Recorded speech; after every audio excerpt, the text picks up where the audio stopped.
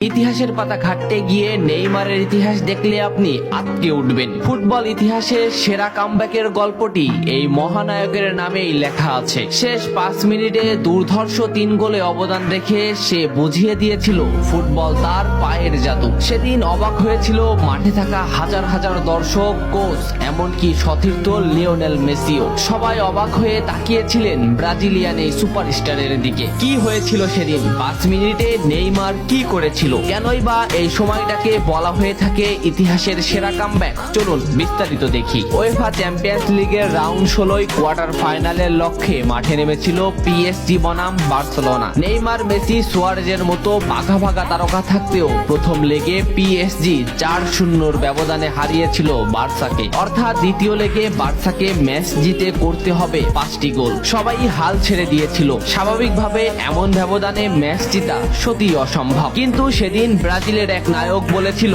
এটা সম্ভব, আমরা এটা করে দেখাবো। যেভাবেই হোক না কেন আমরা দলকে ম্যাচ জেতাতে চাই। 2017 সালের 8 মার্চ অনুষ্ঠিত হয় এই ম্যাচের দ্বিতীয় লেগ। ম্যাচের শুরু থেকেই ক্ষিপ্ততা আর দক্ষতা দেখাতে শুরু করেন নেইমার। এই ম্যাচে যেন আবির্ভাব হয় কোনো এক নতুন নেইমারের। এই নেইমারকে তো কেউ চেনে না। ম্যাচের 3 মিনিটেই লুইস সুয়ারেজ পেয়ে যায় প্রথম গোলের দেখা। এরপর নেইমারের ক্ষিপ্ততায় একের পর এক আক্রমণ সাজাতে থাকে বার্সা। এদিন যেন নেইমারকে কোনোভাবেই আটকাতে পারছিল না পিএসজি। নেইমারকে আটকাতে একের পর এক ফাউলই বেছে নিয়েছিল তারা। ম্যাচের 40 মিনিটে লেভিনের আত্মঘাতিক গোলে বার্সা পায় দ্বিতীয় গোলের দেখা। ম্যাচের 50 মিনিটে ক্ষিপ্ত থাকা নেইমারকে ডি বক্সের ভিতর ফাউল করে ফেলে দেওয়া হয়। এতে বার্সা পেয়ে যায় পেনাল্টিতে গোল করে দলকে এগিয়ে নেন লিওনেল মেসি। তবে যেমনটা ভাবছিলেন এই ম্যাচের গল্প ফুটবল বিধাতা তেমন ভাবে লেখেননি। 62 মিনিটে বার্সার কফিনে শেষ প্যারাটা পুড়ে দেন এডিনসন কাভানি। এতেই স্তব্ধ হয়ে যায় ক্যাম্প নু।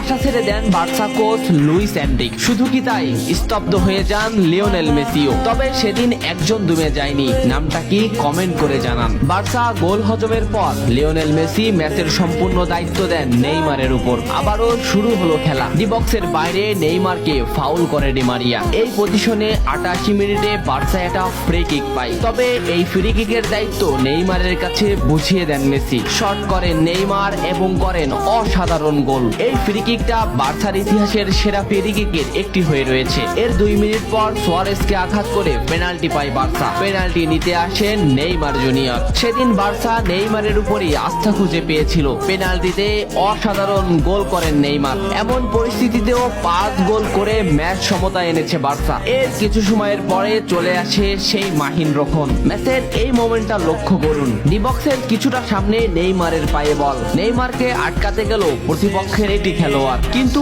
নেইমার শর্ট মোমেন্ট নিয়েও শট না করে বলটি সামনে আগালেন। এই মোমেন্টটা লক্ষ্য করুন। নেইমার একবার গোলের দিকে তাকালেন। এতেই সে বুঝে ফেলেছে কোথায় বলটি দিতে হবে। নেইমার শট নিলেন। আপনি সাধারণ চোখে এটাকে একটা শট দেখলেও এটা হলো সেই শট যা লিখেছিল ইতিহাসের সেরা কামব্যাকের অধ্যায়। নেইমার এমন ভাবে শটটি নিয়েছিলেন যাতে রবের্তো শুধু পা লাগিয়ে গোল করেছিলেন। শেষ 5 মিনিটে সেরা 3টি গোলে অবদান রেখে সেদিন ইতিহাসের সেরা কামব্যাকের নায়ক হয়েছিলেন ব্রাজিলিয়ান এই সুপারস্টার। সবাই যেখানে স্তব্ধ হয়ে গিয়েছিল নেইমার সেখান থেকেই শুরু করেছিলেন। নেইমার বুঝিয়ে দিয়েছিলেন নিজের দৌড়ত্ব।